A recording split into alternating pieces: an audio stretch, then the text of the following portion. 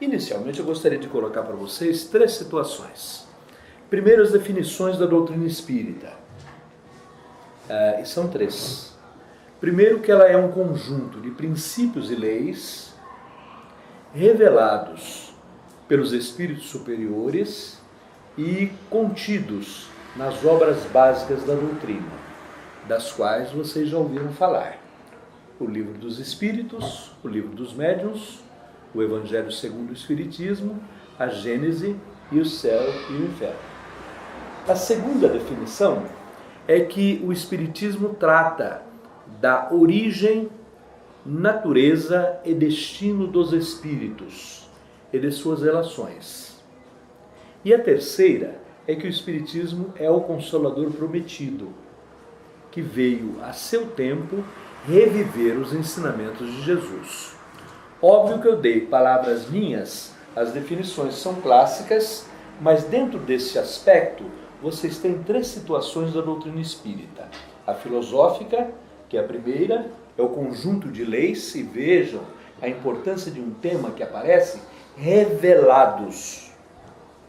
Não foram criados por humanos encarnados, mas por humanos desencarnados, de cima para baixo, como um conteúdo apropriado, uma codificação pronta e que nos foi dada para orientar as nossas vidas.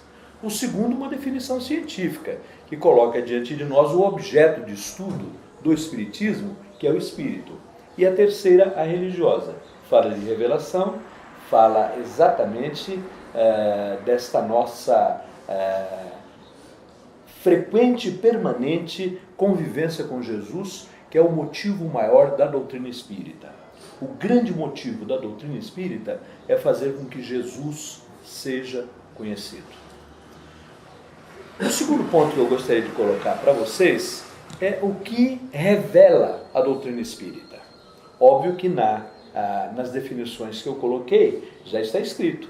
Ele fala sobre a natureza de todas as coisas, de todos os seres vivos, dos seres animados e inanimados.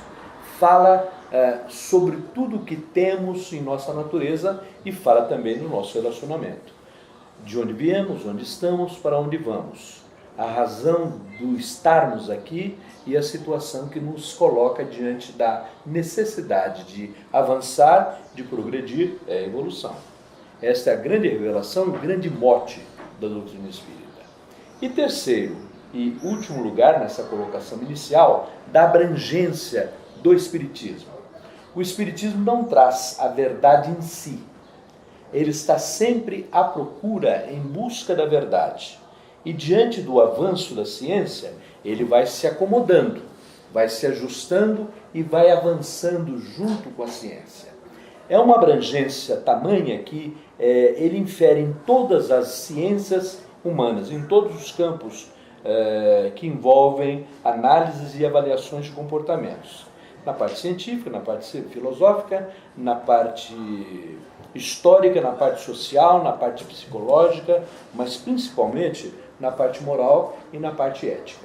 Então ele tem uma abrangência total, ele interage em todas as áreas, em todos os segmentos, mas ele interage também de uma maneira transversal. Ele tangencia todo o conhecimento humano. Vocês poderiam dizer assim, nossa, que coisa maravilhosa que nós temos em nossa mão. É sim, mas depende da complementação e do ajuste final, da moldagem final de tudo isso, que é o nosso comportamento e a nossa vivência diante dos conhecimentos que chegam para a gente.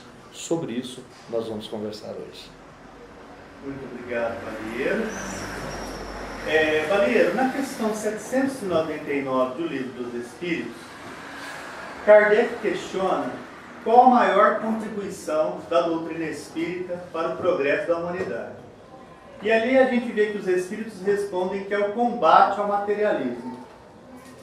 De lá para cá, 1857 a 2014, diante dos seus estudos e de suas observações, você viu um progresso no combate ao materialismo? Primeiro, sublinhar o apontamento dos espíritos. o Espiritismo tem esse objetivo de, não é combate ao materialismo, é destruir o materialismo. A ciência, à época de Kardec, não é a ciência à nossa época de hoje. A ciência evoluiu muito. A ciência nesses últimos, diríamos, 150 anos, 160 anos, teve uma evolução grandiosa no tempo e no espaço, inclusive em termos de velocidade. Exemplo simples, para enfeitar a fala da gente, há 200 anos atrás, nós tínhamos a velocidade máxima que a gente conseguia percorrer, 60 a 80 km por hora. E hoje os nossos aviões a jato andam por 800, 900 km por hora, mas as sondas espaciais vão muito mais, muito além disso. Então é uma situação diferente. Ainda ontem víamos o sofrimento de uma pessoa que passava por uma cirurgia há 200 anos e hoje a cirurgia nem é sentida pela gente por causa da anestesia. A infecção que nos matava há 200 anos atrás não nos mata hoje porque a penicilina, ou se quiserem os antibióticos, resolvem todas essas situações em nossas vidas. Bom, nós estamos sim numa ação muito grande de combate ao materialismo, à materialidade.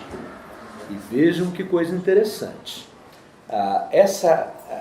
Esse ato de colocar espírito acima da matéria é fundamental para que haja esse entendimento em nossas vidas. E nós poderíamos aqui, de repente, perguntar e responder isso quase que brincando. Eu sou um ser material ou um ser espiritual? E vocês têm a resposta. Agora, na resposta que vocês têm, eu pergunto, nós estamos vivendo de acordo com a resposta? Como é que anda palavrinha de orador e dispositor espírita em momentos de grandes entusiasmos? Como é que anda o nosso ter e o nosso ser?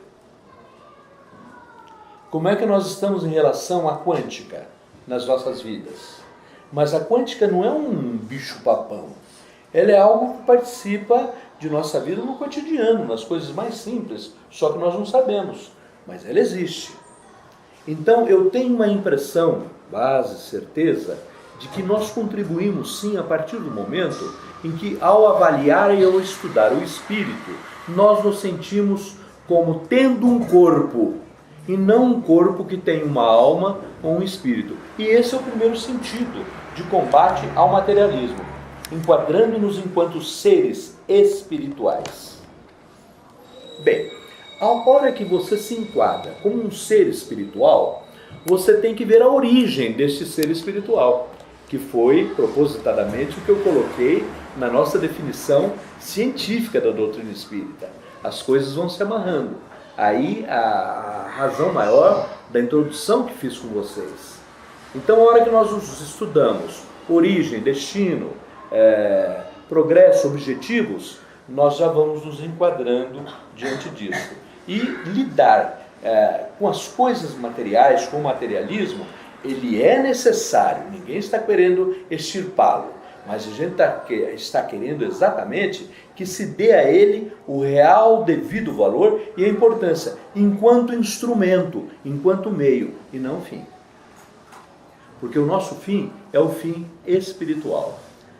Às vezes eu me sinto meio assim, pregando comodismo nessa situação. Porque a hora que eu digo a vocês assim, nós temos que evoluir e buscar as coisas que enalteçam o nosso espírito. E eu pergunto, e as coisas materiais, como é que fica? Não é bom ter uma boa escola, não é bom ter um bom jeans, um bom tênis, um bom teatro, uma boa diversão. Isso são coisas materiais, mas que fazem bem a gente e que tem que ser, essas coisas têm que ser usadas para que nós possamos espiritualmente engrandecer as condições nossas individuais, um crescimento normal.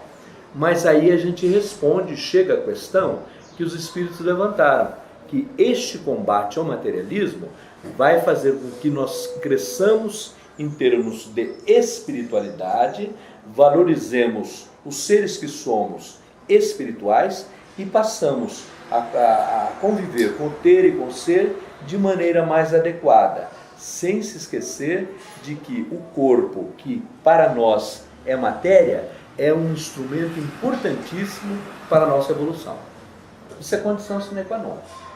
Porque nós temos seres espirituais, nós temos a vida na erraticidade.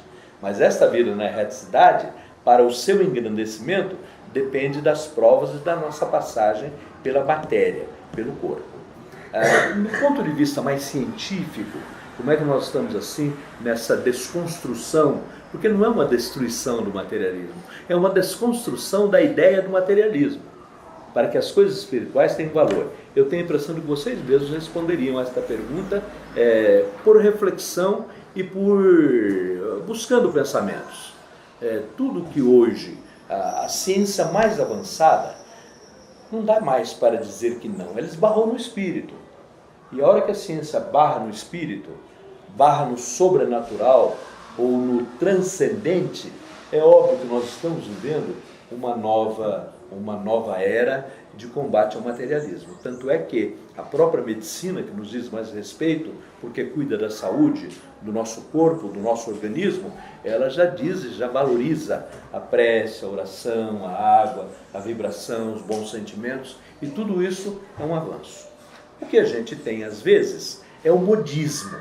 E hoje, em determinadas situações, o modismo, dizer-se materialista, dizer-se ateu, dizer-se livre, dizer-se independente, é moda. E esse modismo, às vezes, pega principalmente na faixa etária de vocês, no target de vocês, pega de uma maneira muito gostosa, e é bom viver a moda, o momento, e é próprio, e a gente respeita muito isso.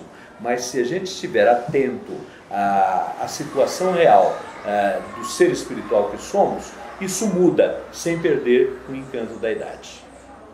Muito obrigado. Mariângela, nos fale sobre o pinga-fogo, a composição que pode ser dada aos jovens.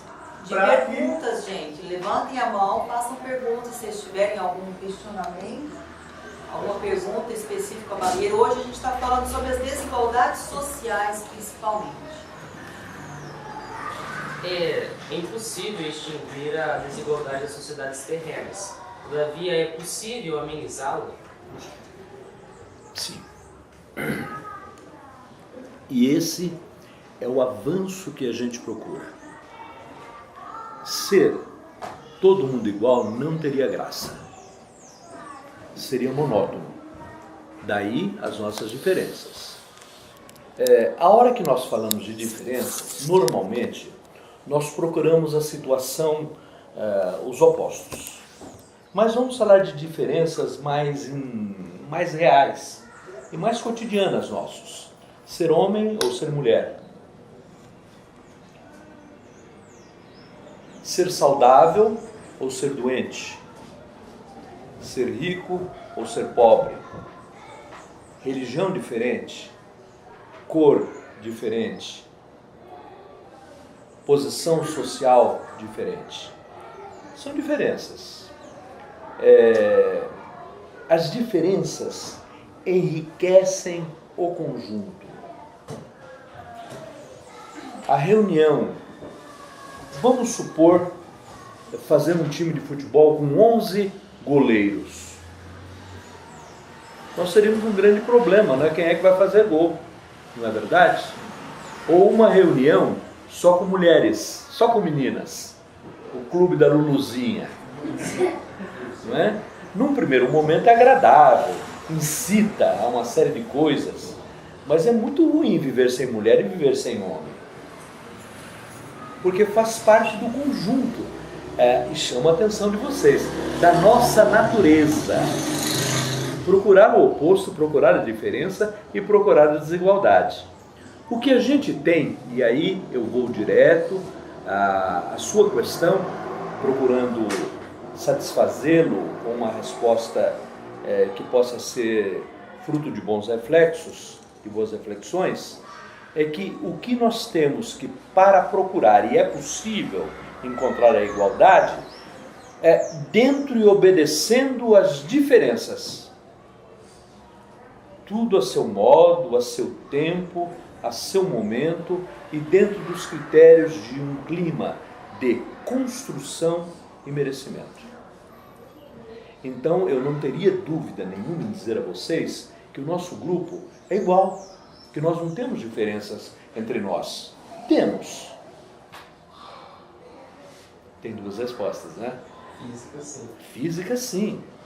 Mas no nosso momento, Mocidade Espírita Emmanuel, nós não temos diferenças. Porque eu estabeleci para vocês o ponto comum que nos irmana, nos une e nos traz aos domingos para 90 minutos de estudo, que são os 3 pontos que eu coloquei para vocês. Essa é a nossa igualdade. Então, grupos sociais podem ser iguais, sim. Existe essa igualdade na academia, na universidade, no banco escolar, no ambiente de trabalho. O que nós não trabalhamos bem são as diferenças. Vejam agora as eleições que nós estamos vivendo, né? As eleições demonstram um clima de igualdade? Sim, todos têm as mesmas chances. Será que tem? Aí a gente tem que avaliar a exceção. A nossa vida não é feita de exceções. A nossa vida é feita, desculpem-me pelo termo, de regras, de normas, coisas estabelecidas por nós, na legislação humana ou na legislação moral. Tanto numa como noutra, a gente pode encontrar a igualdade. Bom, o sonho de que todo mundo seja igual seria de todo mundo ter a mesma condição material. E não haveria muito assim, estímulo para a vida dentro desta situação. Vocês querem ver? Eu vou dar um exemplo simples para vocês.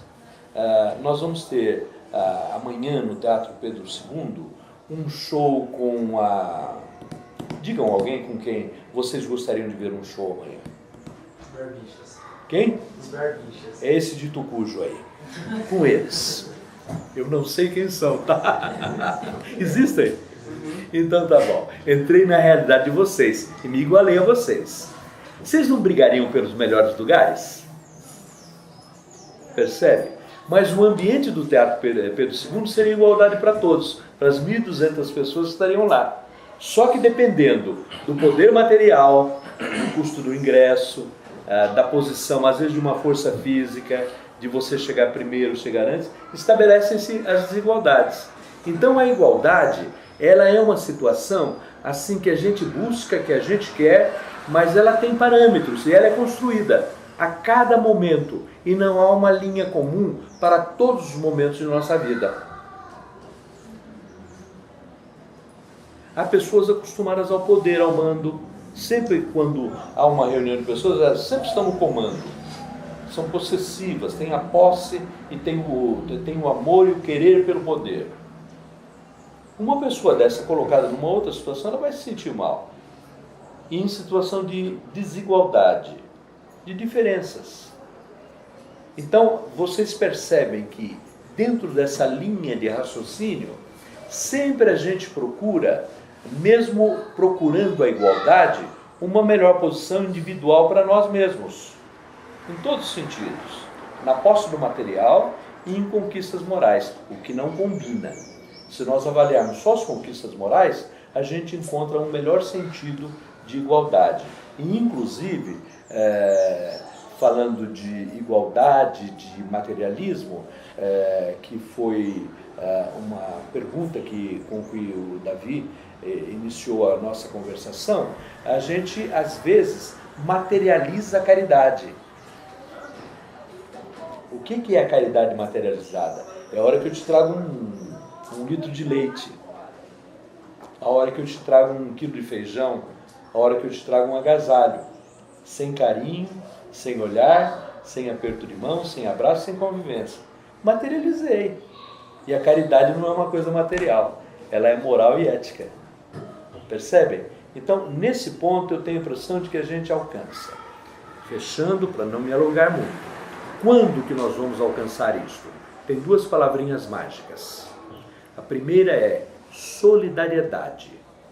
A segunda é fraternidade. Isso nós estamos construindo. Você me perguntaria, Balieiro, é para amanhã? Não, não é. Infelizmente. É construção. Mas que a gente não vai sentir muita falta do que não existe hoje. Porque não faz parte da nossa conquista. A partir do momento que nós formos conquistando, nós vamos preenchendo os vazios.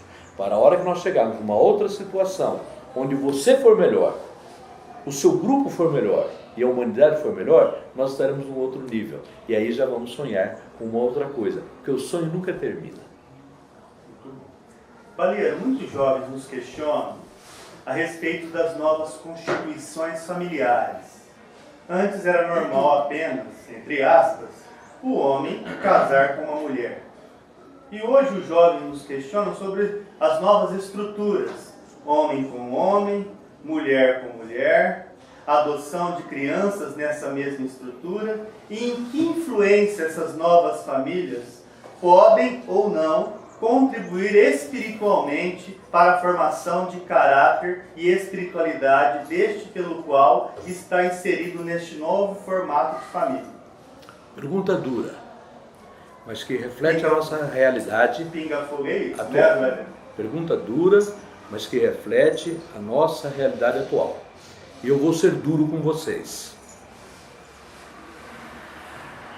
Em casa, os meus meninos gostam de meninas e as meninas gostam de meninos. Isso é o normal. Normal é isso. Se vocês quiserem avaliar isso filosoficamente, cientificamente, religiosamente, esta é, dentro das definições que nós demos de doutrina e de espírito, a nossa vida. Eu sei que eu estou sendo duro, mas eu tenho que falar assim com vocês. Há 20 anos, a gente comentava, a família americana. Não, hoje a família americana é a nossa família americana do sul de brasileiros, que tem toda essa situação que o Davi colocou. Vou além, os laços desfeitos de família, meio-irmãos, agregados, filhos que convivem dentro de um mesmo lar, com pais diferentes e com filhos diferentes, de pais diferentes. A nossa sociedade se conturbou um pouquinho. Bem, a hora que eu fui duro e grosso com vocês, falando sobre os meus meninos gostarem das meninas e as meninas dos meninos, isso é o normal. Mas existe o comum. E o comum hoje é exatamente o que o Davi levantou. Bem, a nossa questão então é resolver entre o normal e o comum. E o que atende às leis da natureza. As leis da natureza são atendidas e explicitam o caminho pelo que é normal e não pelo que é comum. Porque o comum faz moda e cria hábitos e costumes diferenciados. No Livro dos Espíritos, há uma resposta sobre o que pensar na quebra do regime, do sistema familiar, do sistema monogâmico, do sistema da família tradicional. Vejam bem, a gente trata de uma família normal como família tradicional, como assim, palavrão, recrudescência do egoísmo. Quer dizer, um endurecimento, um fortalecimento. E a hora que a gente fala em combater o materialismo, Davi, a gente prega aí exatamente o combate ao materialismo através do extermínio do egoísmo entre nós. E o egoísmo não é vício.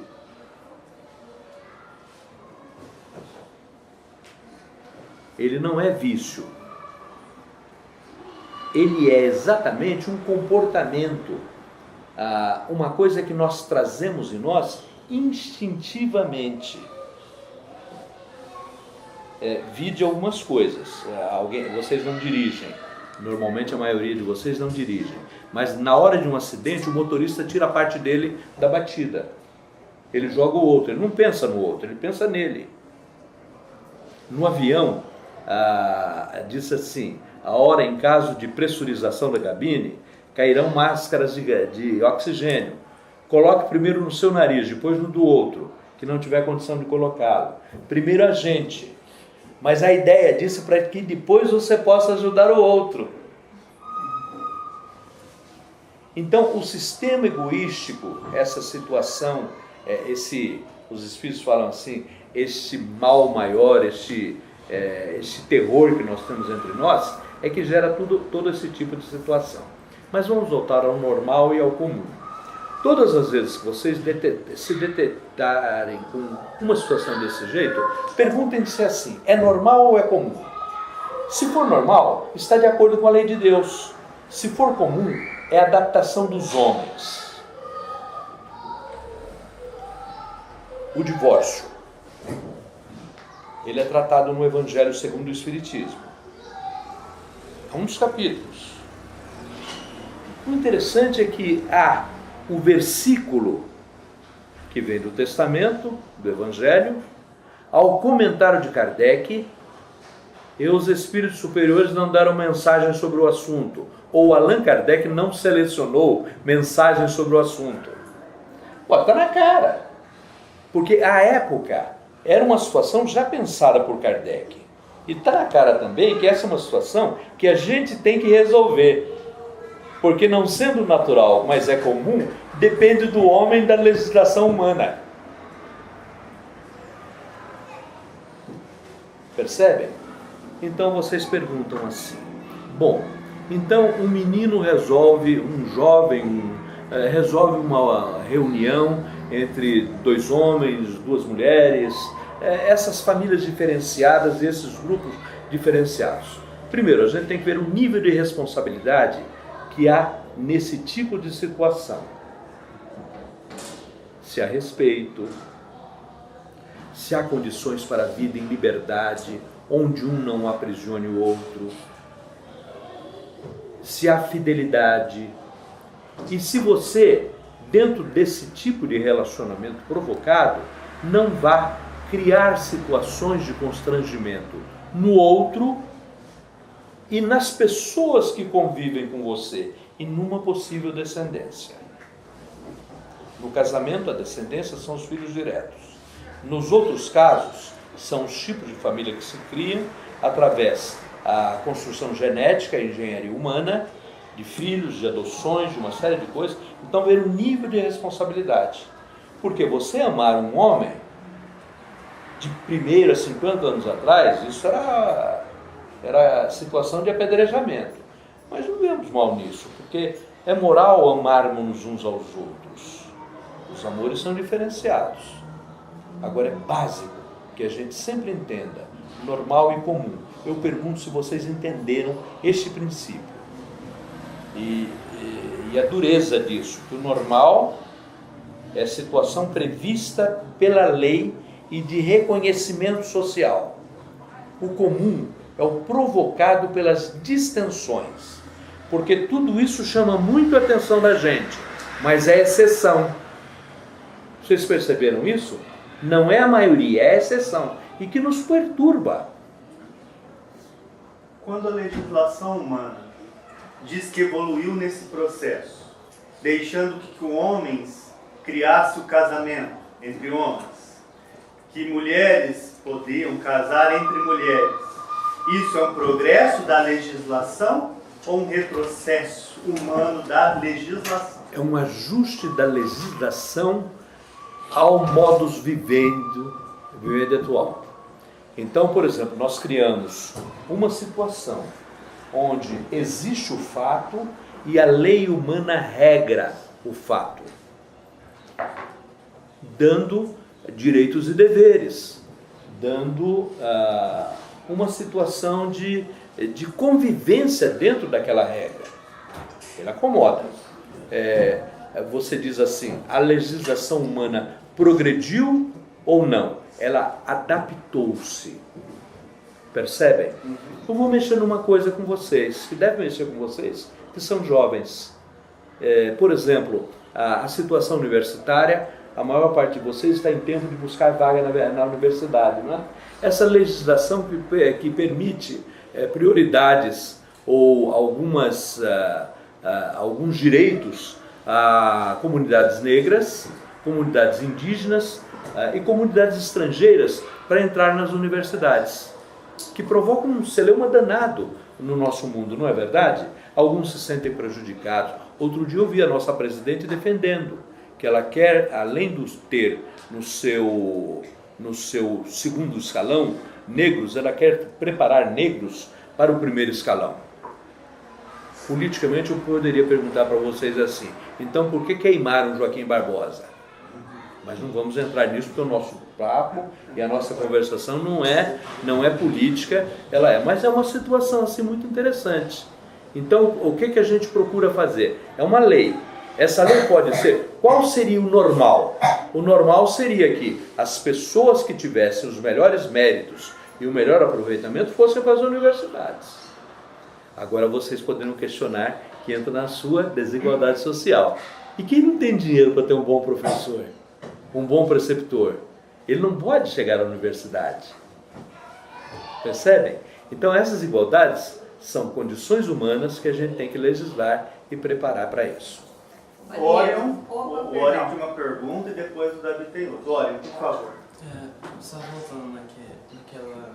Eu compreendi tudo que você falou, bastante, mas só queria voltar naquela questão de materialismo que a gente estava falando.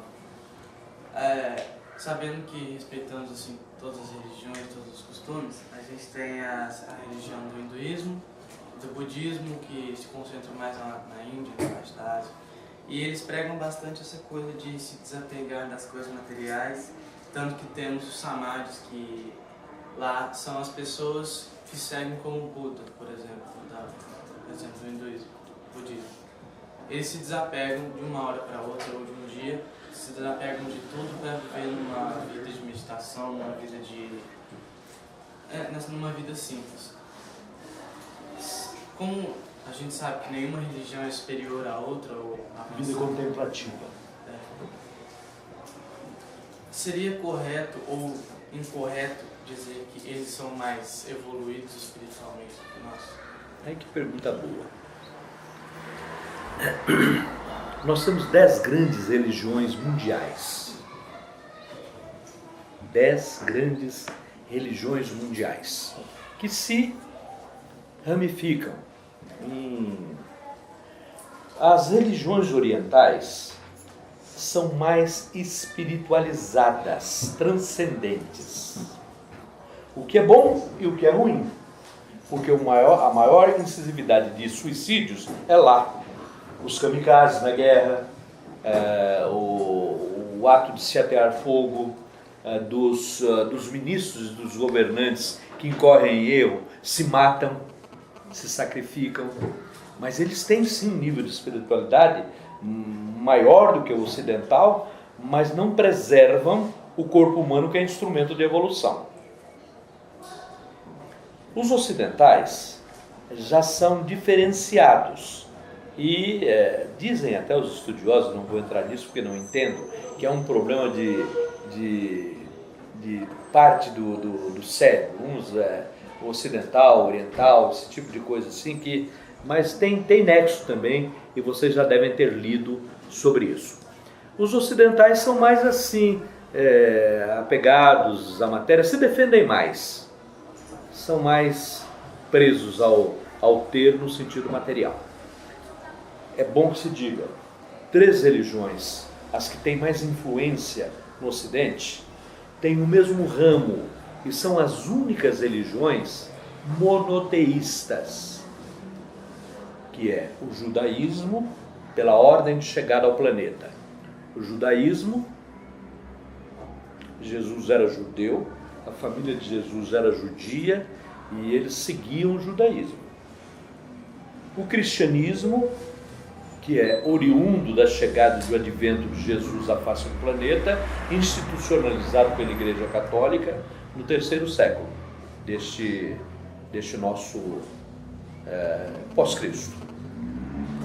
E a terceira, o islamismo, que veio com Maomé já bem para frente, pós-cristianismo. Essas 3 religiões são monoteístas, creem num único Deus. Não importa o nome, Alá, Jeová, Deus, God, não importa. E tem o mesmo patriarca, Abraão. É a mesma história de família. Tanto é que a nossa vivência, no sentido histórico, antropológico de família, vai nesse caminho. As outras 7 religiões, que são as orientais, basicamente as orientais, não são monoteístas, são politeístas. Elas não têm uma divindade e não têm a nossa divindade.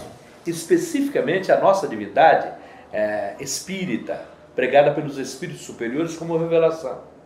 Porque o que é o nosso Deus?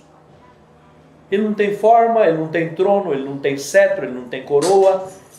Ele foi definido como inteligência suprema. Inteligência suprema não tem fotografia. É diferente. As religiões politeístas são o hinduísmo, o budismo, a religião grega, a religião egípcia, o brahmanismo, o do Lao Tse, hinduísmo eu falei, não é? Então são religiões que têm vários deuses, que é a situação do Buda. O Buda são vários Budas, e um Buda que se renova à face do planeta. A filosofia é lindíssima e transcendente. Eu tenho a impressão de que isto não afeta o nosso comportamento hoje, e nem piora, porque todas elas, tanto as orientais como as ocidentais, preservam o ser espiritual. No Oriente, isso é muito mais evidente, sem alguns cuidados de maneira, enquanto a ética, no sentido de vida. Nos orientais, um pouco mais firme assim. Mas não vejo assim muita situação que possa diferenciar. Com relação ao Espiritismo, que é a nossa religião, vamos posicioná-lo. O Espiritismo no mundo tem 0,09% da população do planeta. Insignificante. Inexiste. No Brasil ele representa 3% da população. 2,90 e não sei o que lá, não chega a 3%. Inexiste. Mas 50% da população brasileira tem convivência com a doutrina espírita. E eu digo isso para que vocês sintam a nossa responsabilidade. Porque a gente nunca vai ter todo mundo sendo espírita. Isso é impossível. Não há um procedimento histórico que nos leve a pensar nisso. A gente sempre vai ser minoria da minoria. E dentro dessa minoria da minoria, a gente tem uma coisa que é a nossa grande força e estímulo. Vale você transformar o ser humano, não para que ele seja espírita, mas para que ele seja bom. E nesse sentido é que a gente tem que ver a religião. Não no sentido de religião física, materializada, mas uma religião que diga respeito às coisas, aos valores morais e éticos. Okay. Davi? Primeiro eu explicarei de onde provém a minha questão, que eu estava estudando literatura na escola barroca literária. E nisso há 2 grandes escritores dessa época, que é o Gregório de Matos e o Padre Vieira. E tem um texto do Gregório de Matos que fala sobre o crime, que fala sobre as questões que assolavam a sociedade brasileira naquela época.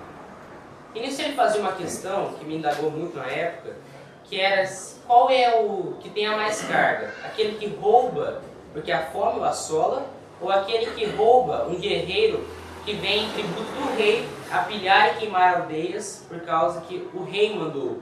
Qual que tem mais carga nessa balança?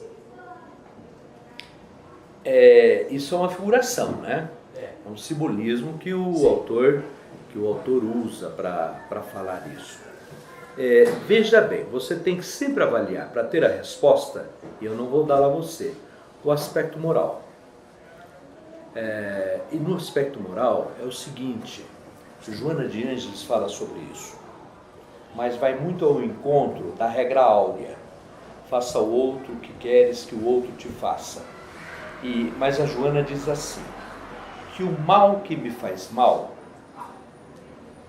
não é o mal que me fazem, mas o mal que eu me faço aos outros, porque esse mal me torna mal.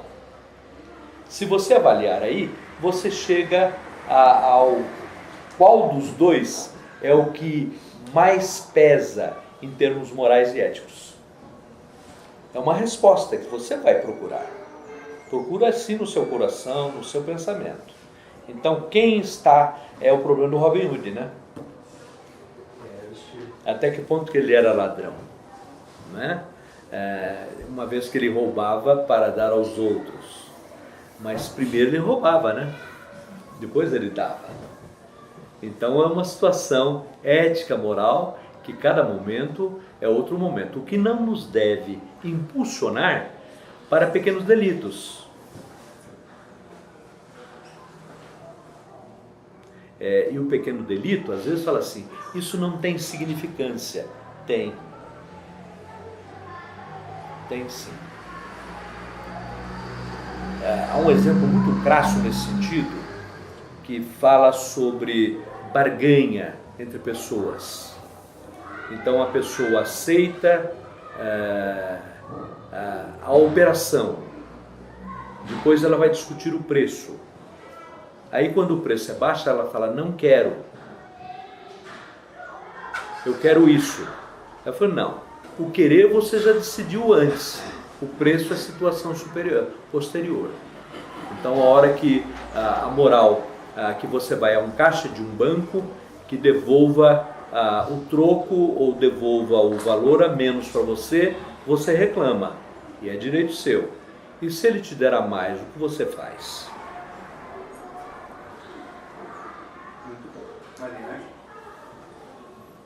Você levantou a mãozinha? Não. Valieira, eu estava pensando, né, que a gente, esse tema das desigualdades sociais que traz, porque são as desigualdades sociais que trazem para a nossa sociedade a violência, os crimes de homofobia, o racismo, são as diferenças.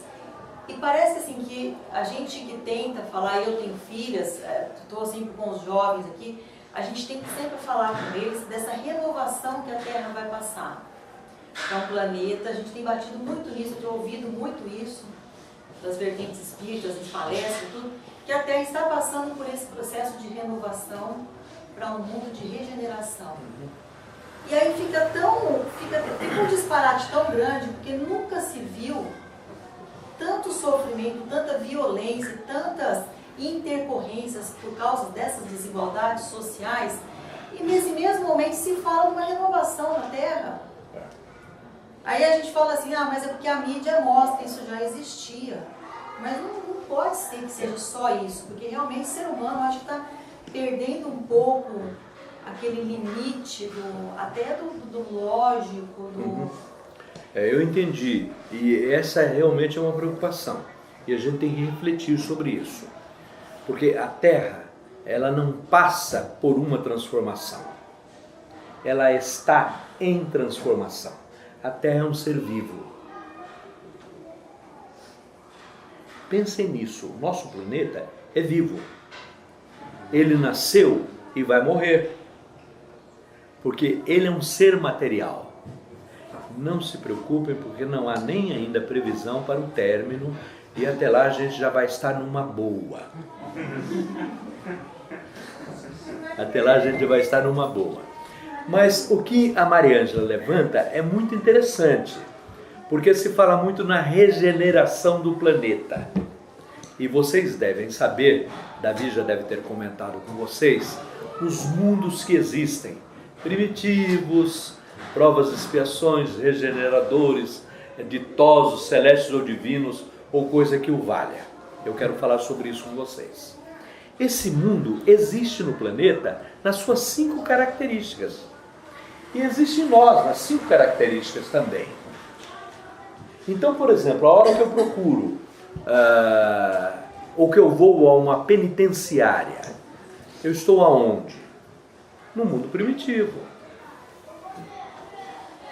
A hora que eu vou a uma localidade, uma comunidade sem higiene, sem condições, que são as desigualdades, eu estou no mundo primitivo. A hora que eu vou a um hospital, eu estou num outro tipo de mundo. Mas a hora que, nessa horinha que a gente passa junto, não é um mundo meio diferente, um pouquinho acima de regeneração, porque há bons propósitos? Então isso acontece no mundo também, e acontece dentro de nossa alma, no nosso ser, esses mundos diferenciados. Com relação à regeneração do planeta, e está acontecendo agora uma grande invasão, nascendo pessoas diferentes, espíritos de luz, conversa fiada, balela. Leiam a introdução do Evangelho, e lá tem que está havendo uma grande invasão. Os espíritos do Senhor, tal qual aves do céu, como um grandioso exército, é uma invasão. E isso sempre aconteceu e continua havendo essa invasão. Porque todo dia tem morte, desencarnação, e tem nascimento, tem encarnação ou reencarnação. Todo dia. A regeneração do planeta, ela não tem nem data de princípio nem fim. Eu gosto muito de calcular, e por gostar de história, que eu tenho a impressão de que a nossa regeneração começou pelo período dos descobrimentos. Na tomada de Constantinopla, se vocês quiserem. Ou no período que foi significativo para nós, que foi o descobrimento, a invenção da imprensa, por Gutenberg. Eu acho que aí nós temos valores que mostram houve um diferenciar na humanidade, maior do que a Revolução Industrial provocada no século XVIII, 17, 18, por aí. Então essas são as modificações. E quando é que vai terminar isso? Não é agora, não é nunca. Nós temos dessa etapa ainda de fase de transformação, mais uns 800, 1.200 anos. Não importa. Sabe por que não importa? A natureza não tem pressa. Aquela natureza onde o normal, é natural, e não é o comum, ela não tem modismo, ela não tem pressa, vai acontecer. E nesse processo existe uma coisinha que vocês, na idade de vocês, não pensam muito, que se chama providência divina. Deus provê, não vai faltar água. Nunca. Porque o processo natural vai recompor isto. E a inteligência humana, no seu desenvolvimento, vai buscando meios, que é o coitado do Alckmin está fazendo agora, buscando a água lá do quiprocó do Judas, lá para a água lá do lodo, todo esse negócio. Mas se vocês puderem analisar de uma maneira mais gostosa e não tão política, a dessalinização da água, as chuvas, as correntes, tudo, Deus provê. Agora, o que a gente não pode fazer é burrada muito grande, porque aí, em consequência, nós temos que pagar por isso. Mas a providência divina age e comanda as nossas atividades. E isso não é falar sobre religião, não. É de alguém que entende a divindade como inteligência e que supre todas essas coisas. Porque o Deus, para nós, ele tem uma representação física, sim. Vocês já estudaram isso. É o fluido cósmico universal. É o grande elemento, o grande instrumento onde Deus age em nossas vidas. Valeriano, os nossos jovens estão mergulhados no universo virtual, seja celulares, internet, mídia, de várias formas. E normalmente os jovens vivem dois avatares: o avatar do físico, de estar aqui, e o avatar virtual, aqueles em que eles se revestem das ideias, das palavras, das amizades. Então hoje nós ouvimos que no Facebook determinado jovem tem 500 amigos, um número, 600 amigos, 700 amigos, e de repente nenhum desses é conhecido pessoalmente, é apenas experimentado no universo virtual. Até que ponto isso é positivo para o jovem? que mergulha de uma forma bem intensa, seja o WhatsApp, Facebook, Twitter e YouTube e tantas outras redes, né, que interligam almas através das ideias, que pode ser positivo ou negativo. Aqui deixando claro que o instrumento é neutro. Ele sozinho não é nada. A internet sozinha, sem a manifestação do homem, não é nada. Os avatares não são nada, a não ser quem se reveste por eles. E isso é uma das realidades que nós vivemos em nosso mundo. O celular, às vezes a gente vai em um bar, num restaurante, todos estão na mesa e cada um no seu celular. Conversando com outro na outra ponta. Ou às vezes, pior de tudo, está conversando com o cara que está do lado, mas via celular. E a gente vê que isso é uma realidade dos tempos modernos. Até que ponto isso, que é uma realidade social, pode ser benéfica ou prejudicial no desenvolvimento de nossas almas? Bom, primeira coisa que tem que ser dita para que não haja mal entendimento. O progresso tem que ser curtido, conquistado e facilitado, ser um meio facilitador, entendido como tal, de nossas vidas. Só que ele tem que estar adaptado e ajustado às nossas necessidades e às nossas condições de ser espiritual. Costumo brincar, se Jesus estivesse conosco hoje, será que ele usaria a internet? Será que ele usaria o celular? Ele não escreveu nada, não deixou nada por escrito. Dizem por aí as más línguas que ele era analfabeto. Não é verdade. Porque ele escreveu o nome das pessoas lá na hora que o povo estava querendo apedrejar a mulher adúltera, não é verdade? Então, evidente, o progresso tem que ser respeitado. Vamos ver os limites do progresso. A hora que o nosso companheiro comentou, o Padre Vieira, e o Padre Vieira foi o meu grande companheiro de juventude. Foi o Padre Vieira que você falou mesmo, não foi? Os sermões do Padre Vieira. Eu me embevecia com eles. Como me embevecia com o Olavo Bilac, com o Rui Barbosa, que foram, estou arrepiado, nos meus tempos de juventude, foram os meus grandes impulsos. Então eu vejo, e outro dia nós estávamos numa reunião na Federação Espírita Brasileira. Eu sou um dos representantes, cada estado tem 2 representantes no Conselho Federativo Nacional, e eu faço parte da representação do Estado de São Paulo. E a reunião, o assunto era polêmico e havia posições contrárias na federação, nós estávamos discutindo isso. Então a situação foi tão cômoda, tão tranquila e foi resolvida. E depois da reunião eu comentei com um amigo meu assim, nossa, que coisa incrível, eles nem fizeram contraponto de reunião. Aquela situação de um prepara o caminho para o outro, um prepara o campo para o outro. Ele falou, realmente não aconteceu nada disso. Você teve uma percepção exata, só que você não notou que os computadores estavam conversando entre si. Bom, aí eu chego no âmago da questão. Nada substitui o calor humano, o afeto humano e o olhar. Nenhum romance via computador vai gerar um bom final. Ele pode provocar grandes emoções, mas péssimos conflitos. Porque o olho no olho, a mão e o arrepio no primeiro abraço, no primeiro beijo, no primeiro carinho, são insubstituíveis. Não há máquina que complemente isto, mas a máquina é importante. Ela é tão importante que depende da gente para existir. Então é ciência, é avanço, é tecnologia, mas não deve substituir o ser humano, a inteligência humana. E nós temos um avatar melhor do que todos os outros avatares. Ele está na pergunta 625 do Livro dos Espíritos. Aliás, os Espíritos responderam sobre tudo. Deem uma olhadinha lá que vocês vão ver que avatar delicioso. Okay?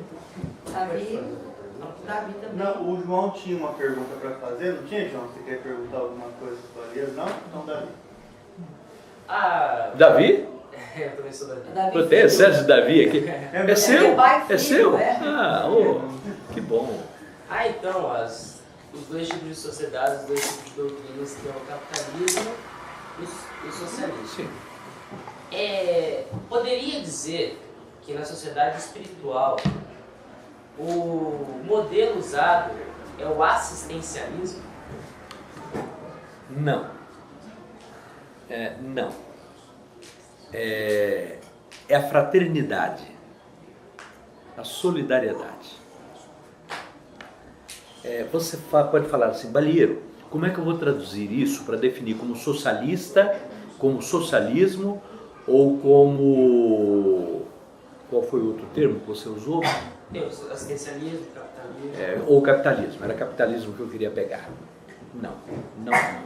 No mundo espiritual, em esferas equilibradas, não superiores, equilibradas, é exatamente a fraternidade e a solidariedade.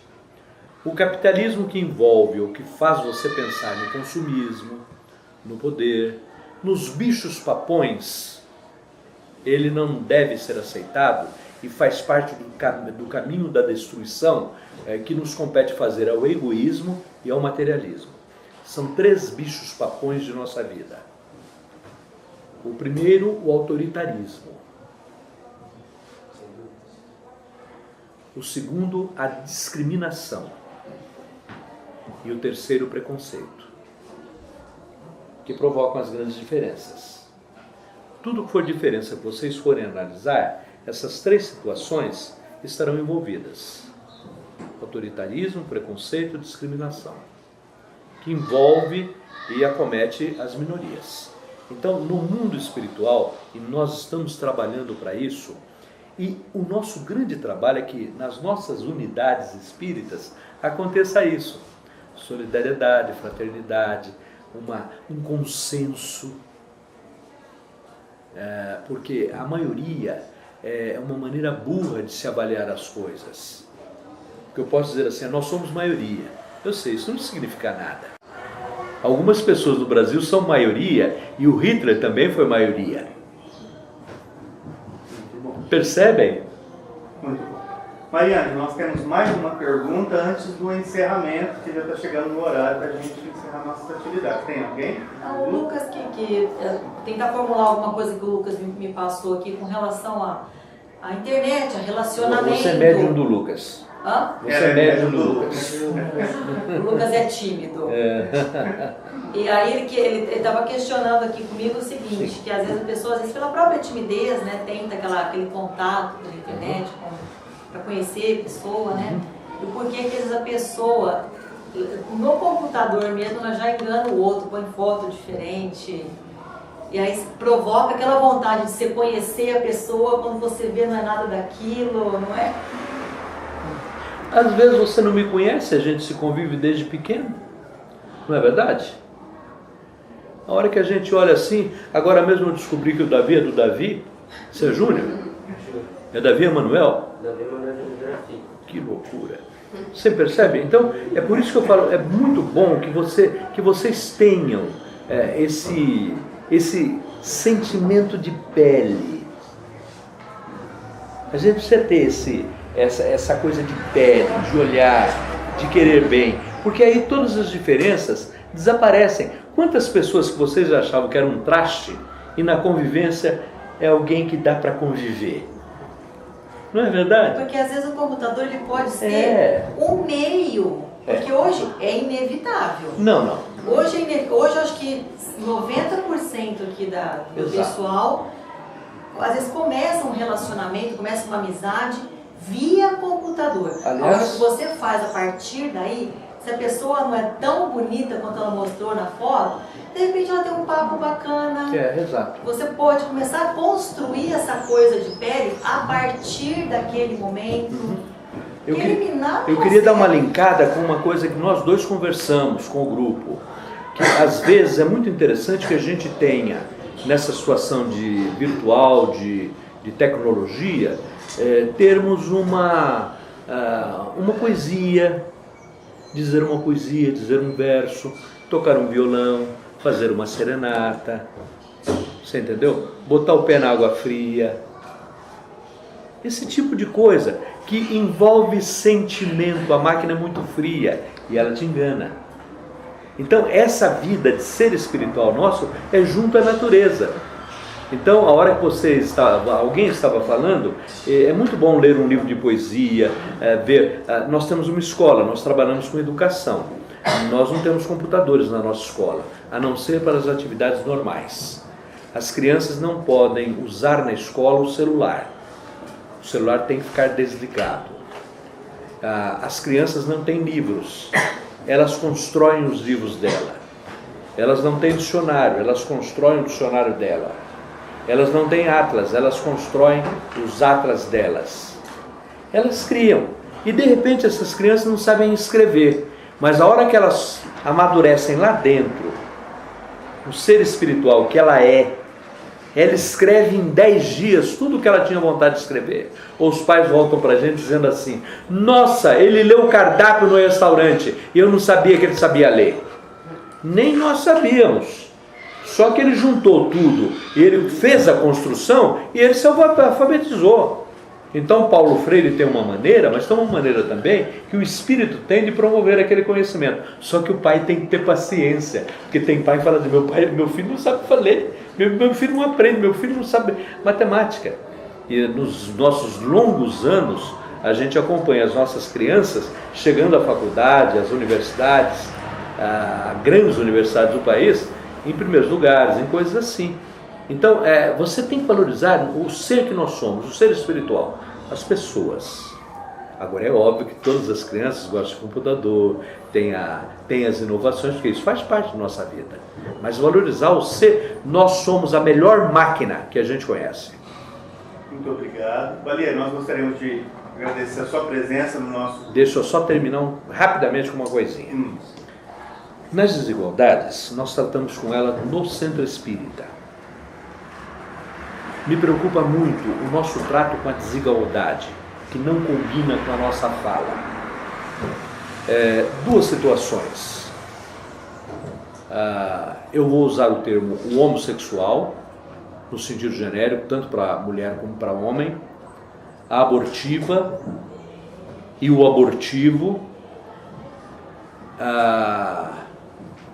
e a prostituição. Que a gente fala, mas age diferenciado.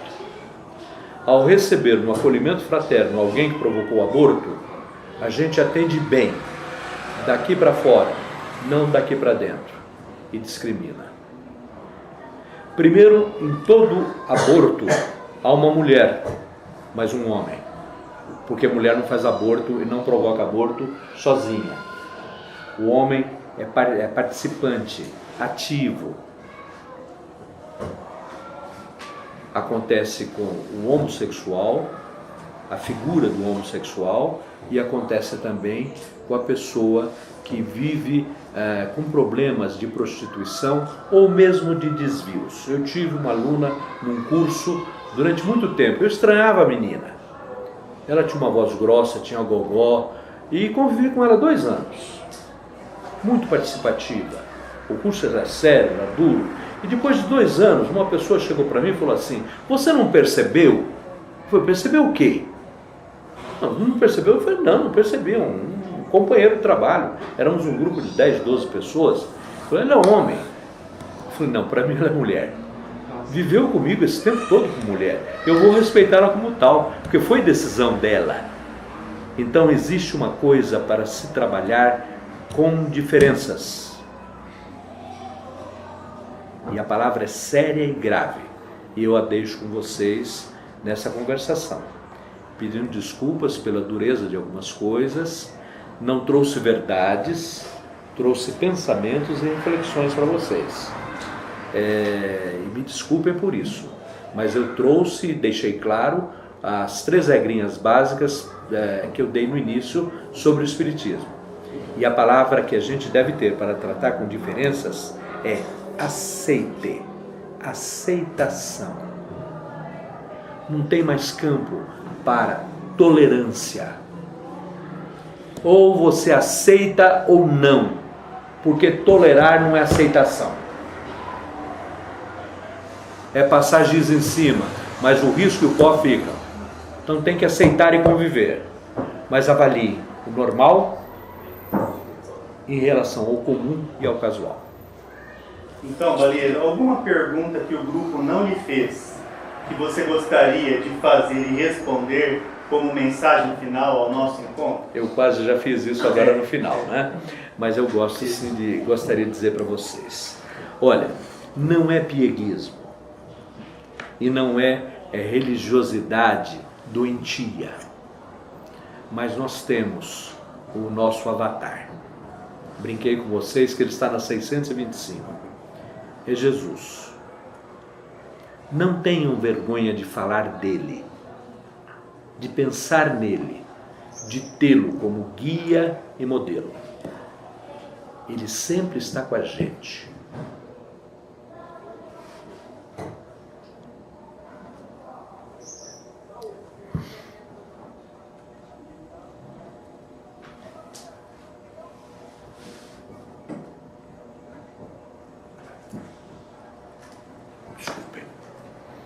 Muito obrigado novamente. Desculpe. Muito obrigado. Ele sempre está com a gente, inseparável. E é, para nós espíritas, um homem incomparável. Ele não se apresentou para nós como Deus, mas como um humano a vencer todas as dificuldades da vida. Então não tenham vergonha, tenham nele sim um apoio, um guia e modelo, que nos foi oferecido para guiar. E vivam intensamente a juventude. Não existe idade melhor. Morro de saudade dela. Maria. Nós também, cada vez. Mari, suas palavras e a prece de encerramento, por favor. Nossa, queria agradecer bastante o Balieiro, porque ele sabe a luta que foi essa semana.